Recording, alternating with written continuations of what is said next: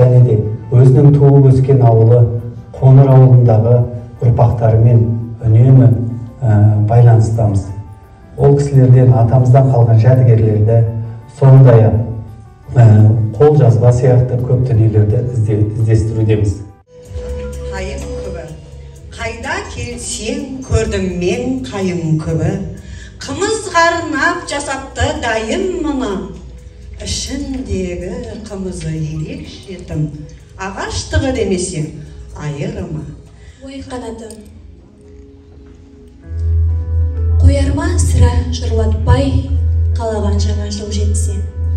Қилыда қилы кітаптай бірінен бірі ерекше. Я видел стран своих немало.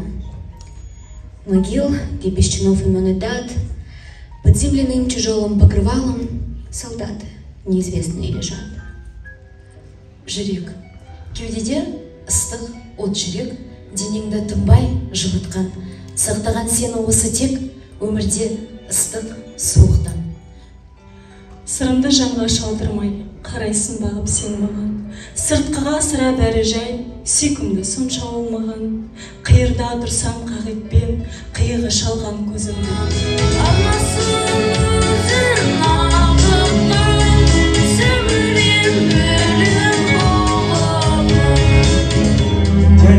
Қарбағатай, жоңғаралтай, суреті өркеш-өркеш аппақ бұлттай, батыста басын тартқан Орал тауы, созылып солтүстікке жатыр солай. 2022 жылдың 21 қазан күні өлеңмен өрілген өмір атты оқушылар арасында мәнерлеп оқу сайысы өтті. Сайыста ақынның өлеңдерін асқан шеберлікпен жеткізе білген оқушыларымызды қошеметпен қарсы алыңыздар. Біздің заман ойланып өткен күнге бір қарасақ, секілді еңбектеген бір балашақ, көз салсақ бүгінгі күн биігінен жарқылдап алдымызда тұр болашақ. Ақынға зейінді сырлы өмірдің көңілге түсе сәулесі, адамға біткен сезімнің жаңғырар алуан пернесі. Қуатың жаның жылынып, жүрекке сұлу тіл бітер, ішіне нұры құйылып, бойды билеп тебірентер. Туған жер ана, тұнбай екен топырағынан, сен ыстық сақылдысын от жалынан. Тұрғандай тіршілігім көйле қарап, қалт етіп, көзім жалған атырабынан. Өмір ынтыға, қой, ажал, кідіңдемей аялдай тұр. Қыруар, қызығы көп шаруам жатыр. Әлі де атқармаған міндетім мол, тындыртпай, асыққаның обал ғой құр. Тың аласың, жолсып, келіп тағы тың аласың. Сөзімді тұңғыш айтқан тыңда жақсы, жүректің жұртқа дейін сырын шерткен халқының менде жүрші бір баласы. Кітап, мойынға астым қапшықты, салдым теліп кітапты, таптым содан тал шықты, таңдайыма тым тәтті. Алдымнан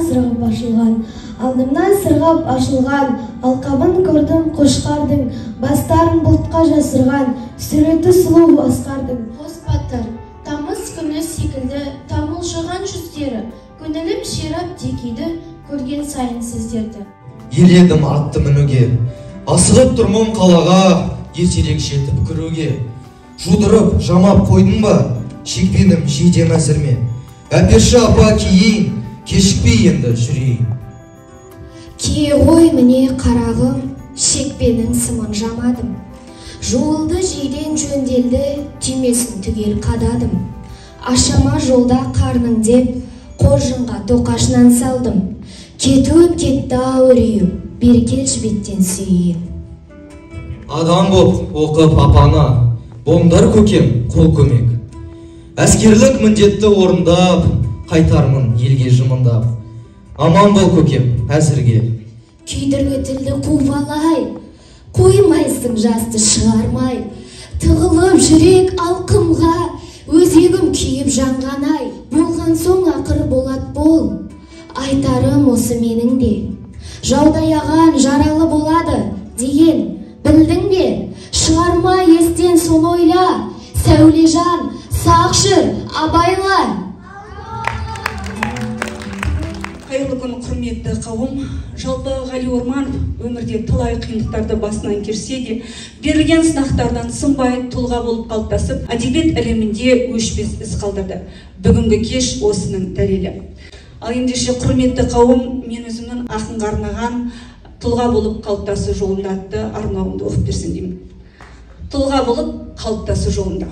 Адам болып келу барды өмірге, тұлға болып қалыптасу тағы бар. Тұлға болып қалыптасу жолында өмірдің бір күрес деген сыны бар. Кездесетін өмірдегі кей жолдар, өз жолыңды тап дегендей бұлтыңдар, сынға түскен сынақ жолда сынбайтын. Ғалиға арнау. Әр сөзің даналықпен бізге жеткен, бет-бейнең жылы жүзді жанар біткен. Ақылшы, жана, дара ер ретінде қазақтың жүрегіне қондың көптен. Ғали Орманов. Үздіксіз жазған, еңбек еткен нұрлы ақынның айнасы, білгенімен ой бөліскен халықтың ұлы данасы. Айшықты тілінің ажарымен үстемдік еткен жұмысы, ұлы ақын Жамбылдың талантты әдеби хатшысы. Текті тұлға қалған әсем, бейнесі халық жадында, жастайынан тер төккен, мәңгі қалар тарихта. Ғали ақынға арнау. Ғали ата қаламының қарығы бар, бірегей тарап өткен дарыны бар. Жаса, заман, шындығын түгел айтар, мұқалмас күш жігердің жалыны бар. Ерекше екен өмірде атылмаған, жүректесін мәңгіге ақын ата. Рухани жаңғырған заманымда шоқ жұлдыздай бейнем тұрар жарқылдаған. Ғали ата мақтанамын өзім менен, өлеңдерінде сүйіп оқып жүремін мен. Қазақтың қара өлеңі қасиетім, арнап отырмын жүрегіммен. Ғали Ормановқа арнау. Абайдай ақынды бірті топ, абайдай ойлап жыр жазған, халық үшін жан салып, шындықпен қатар жарысқан. Ғали Орманов атамыз ана тілі секілді, өзге тілді үйренген, Лермонтов пен Пушкинді қазақ тілінде сөйлеткен. Ғали Орманов атамыз.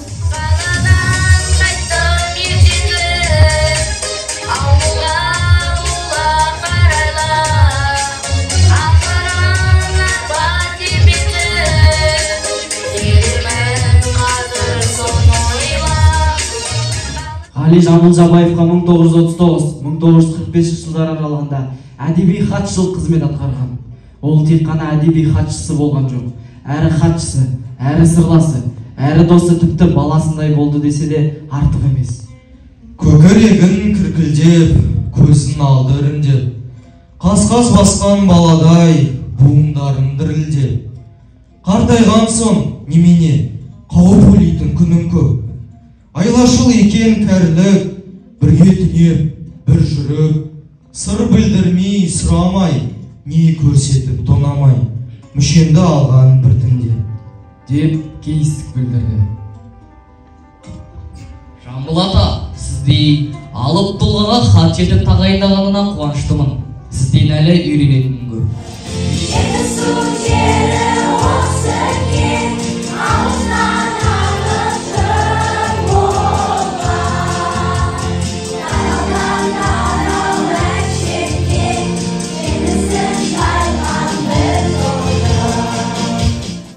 Біріншіден мына таңертең келіп, Ғали Ормановтың 115 жылдығын жаңағы ашылу салтанатына қатысып, Балым Мешітбаевна екеуміз әдістемелік орталықтың мамандары, әдіскерлер бәріміз қатысып, негізінде мен кетіп қалатын жоспар болған, жаңағы басын ашып беріп, алғыс хатты табыстап, кетіп қалам деп. Одан кейін жүзеге аспай қалды, өйткені бір сабақты көрдім.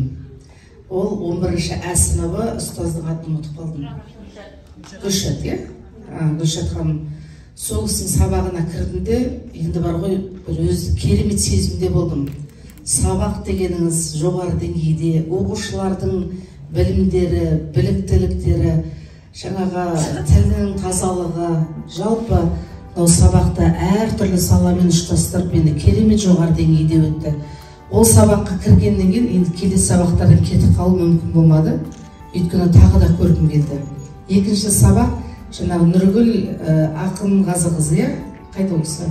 Сол кісінің сабағында, ол кісінікі одан өткен бір керемет, өзім ауылдан шыққан мектептің түлегі, қыз балалар ақпараттық күн көрген кезде өзім отырғандай бір керемет әсерде, өзіміз шабыттанған жерде ән айтып кеттік. Сондықтан мына керемет мына республикалық конференция жоғары деңгейде өткізіп жатқан Жанат Талғатовна, ұйымдастырушы сізге рахмет, әріптестерге рахмет, ұстаздар сіздердің арқаларыңыз. Ол бір адамның жұмысы емес, мынау жұмыла көтерген жүк жеңілдеп, жалпы мына ұжымның арқасында керемет жоғары деңгейде өтіп жатыр. Сіздерге үлкен алғыс. Ғали Ормановтың ақынның нұрлы әлемі атты 115 жылдық мерейтойына орай ұйымдастырылған республикалық семинарға белсене қатысқаныңыз үшін Сулайманов Дінмұхамед Давидкулович марапатталады. Астана қаласы білім басқармасының басшысы Қасымхан Серғазыұлы. Құрметті әріптестер, құрметті қонақтар, бүгін шынымен де керемет күндеріміздің бірі болды деп есептейміз. Республикалық деңгейде өтілген іс-шара өз деңгейінде өтті. Өте жоғары деңгейде өтті. Осы іс-шараны ұйымдастыру барысында белсене қатысқан ұстаздарымыздың бәріне біз өзіміздің әдістемелік орталықтың атынан шын алғысымызды білдіреміз, және басшыларымыздың атынан шын алғысымызды білдіреміз. Және осындай үлкен дәрежеде өткізілген іс-шараның бас-қасында жүрген Жанат Талғатқызы өзімізге үлкен алғысымызды білдіреміз. Және жанымызда жүрген сіздің орынбасарларыңыз Шолпан Маратовна үлкен рахмет. Құрметті Макашева Қаракөз Сермахановна, ақынның нұрлы әлем атты Ғали Ормановтың 115 жылдық мерейтойы аясында өткізілген республикалық семинарына қатысып, жұмыс тәжірибесімен бөліскені үшін сертификатпен марапатталады. Дәл осындай сертификатпен Утегенова Галина Маратовна марапатталады. Дәл осындай сертификатпен марапатталады Нұрахметова Гүлшат Қамкенқызы. Дәл осындай сертификатпен марапатталады Абдикаримова Гүлжана Айдархановна. Құтты болсын еңбегі жүрген. Дәл осындай сертификатпен марапатталады әріптес Бақытжан. Дәл осындай сертификатпен Есенаманова Сайора Ирисбаева. Осындай сертификат Қазмұхамбетова Жана Талғатовна. Құтты болсын еңбегіңіз. Дәл осындай сертификатпен Утегенова Шолпан Маратовна. Жемісін көріп отырсыз. Осындай сертификатпен марапатталады Касенова Алмагүл Аманғалиевна. Батырхан Балмансеровқызы марапатталады. Дәл осындай Назирова Алтынай Қарғановна. Тоқбергенова Жамиля Оңалбекқызы. Жамиля, құтты болсын. Кометова Айгүл Бақтияровна марапатталады. Құтты болсын. Шекеров Асылхан Сагадатович. Аканова Айнұр Жамбуловна. Ақжанова Нұргүл Ақымғазиевна марапатталады. Ақынның нұрлы әлемі атты Ғали Ормановтың 115 жылдық мерейтойына орай өткізілген республикалық семинарға белсене қатысқаны үшін Нечай Оксана Леонидовна марапатталады. Теміргалиева Алина Қайратовна марапатталады. Бергалиева Айгүл Дүйсеновна марапатталады. Нұрсалимова Жанетке Ержан, Садвакасова Салтанат Бейсенбаевна марапатталады. Жумбаева Айнұр Болатовна.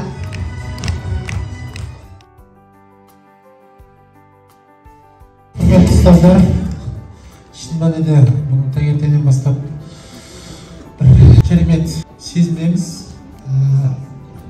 Семинар жоғары деңгейде болып өтті. Осы ұстаздарға үлкен мұнда алғыс айтам. Осы ұлағатты ұстаздардың арқасында мұндаған шәкірттер тәрбиеленіп, ел басқарып, мемлекетіміздің дамуына үлкен үлес қосып жатсыздар. Сіздердің алдарыңызда басымды иіп мың алғыс айтам. Міне бүгінгі дәлел сіздердің тәрбиелеп жатқан шәкірттеріңіз қандай керемет, қандай күшті. Шын мәнінде пандемия жағдай болды, біраз қиындық болды. Соның өзіне қарамай осылай мектеп оқушыларынан керемет, мықты, талантты жастарды шығарып жатқандарыңыз үшін мың алғыс айтам. Енді осы шараның бәрін ұйымдастырып бас-басында жүрген Жанат Талғатовна шын мәнінде сізге мың алғыс. Осы бүгінгі жиналған ұстаздар қауымына кішкентай еліміздің болашақ жастарына бәрілеріңізге мықты денсаулық, амандық тілеймін. Еліміз аман, жұртымыз тыныш болсын.